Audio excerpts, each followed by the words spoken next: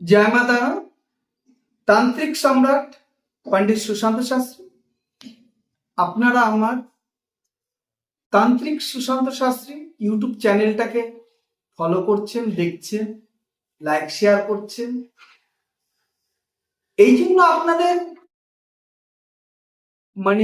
আপনারা যাতে বিভ্রান্তি না হয়ে যান লোকের কাছে, সেই জন্য আপনারা কিসের জন্য কি কবচ ধারণ করবেন এবং কি কবচটা ধারণ করলে আপনার সেই কবচটায় আপনার এবং আপনার ব্যবসা বাণিজ্য, দাম্পত্য জীবন, সার্ভিস জীবন, লেখাপড়ি, শিক্ষা জীবন, কোন কবচটার সঙ্গে কোন কবচটা অ্যাডজাস্ট করলে বা কোন কবচটা কিভাবে ধারণ করলে, কোন দিন ধারণ করলে, কোন তিথি কোন লগ্নেতে এই কবচগুলো বানাতে হয়।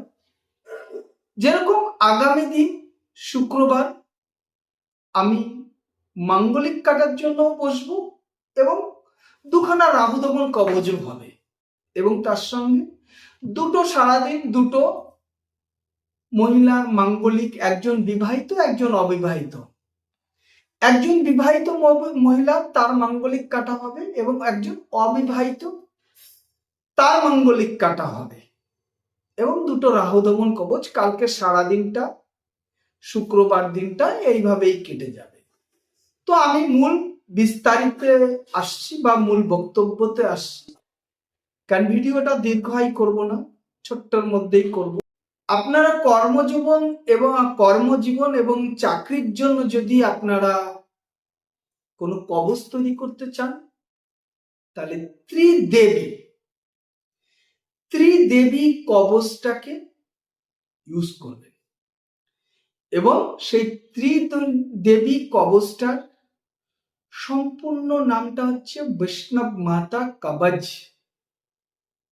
যেরকম লক্ষ্মী, সরস্বতী, কালী, এই তিনটেকেই নিয়ে হয় ত্রিদেবী কবচ।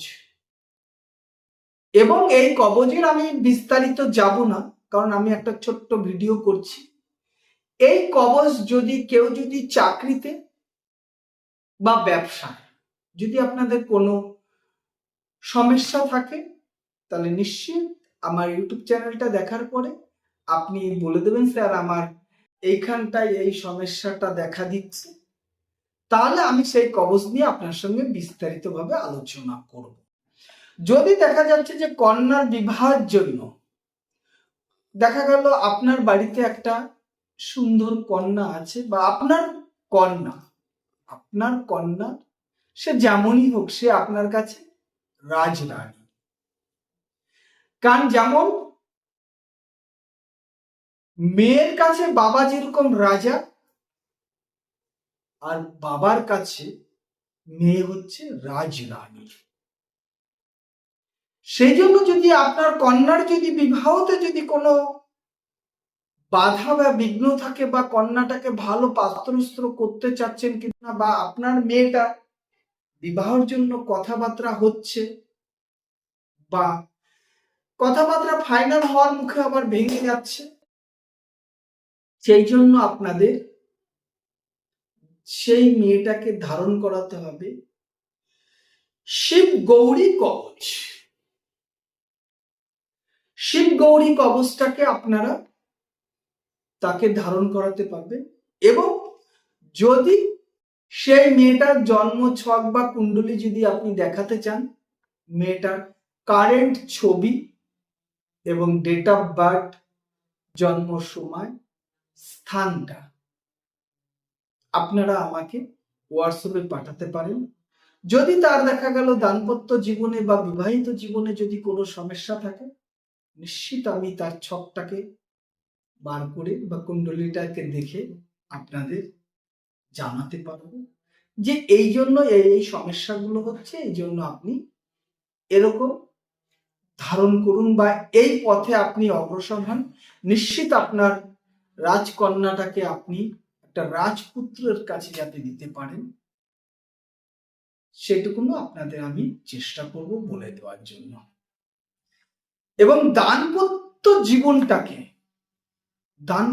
জীবনটাকে সুখী এবং শান্তির করতে গেলে, দাম্পত্য জীবনটা আপনারা সুখ এবং শান্তিময় করতে গেলে আপনারা কি কবচ ধারণ, সেই জন্য হচ্ছে আপনাদের আগে জানতে হবে যে আপনাদের দাম্পত্য জীবনটা সুখের করার জন্য এবং শান্তির মধুরময় করার জন্য কি করতে হবে। দেখা গেল কি আপনার স্ত্রীর শরীরটাও ভালো, একদম কোনো হেলথের দিকে কোনো ডিস্টার্ব নেই, আপনিও একদম তন্দুরুস্ত মানুষ, কিন্তু আপনাদের দাম্পত্য জীবনটা মধুর হচ্ছে না। দাম্পত্য জীবনে যখনই একটা মধুরময় জায়গায় যাচ্ছেন, তখন কিন্তু আপনাদের ওই সুখের সময়টায় বাধা বিঘ্ন আসছে এবং সুখের সময়টায় আপনাদের অশান্তি হচ্ছে, মনের মধ্যে অশান্তি জড়িয়ে যাচ্ছেন। সেই জন্য আপনাদের একাদশ রুদ্র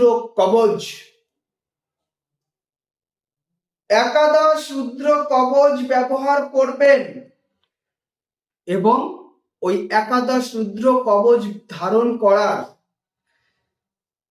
ধারণ করে মোটামুটি 21 দিন আমরা দুটো জিনিস খেতে বলবো। ওই কবচ ধারণ করার পরে 21 দিন আপনাদের দুজনকে আমরা ওই কবচ ধারণের পরে 21 দিন খেতে বলবো। তারপরে প্রত্যেক মাসে 5 দিন ওই জিনিসটাকে খেতে বলবো। দুজনে সুখ শান্তিতে একদম সারা দিন সুখী থাকবেন। এই একাদশ রুদ্র কবচের এত মাহাত্ম্য।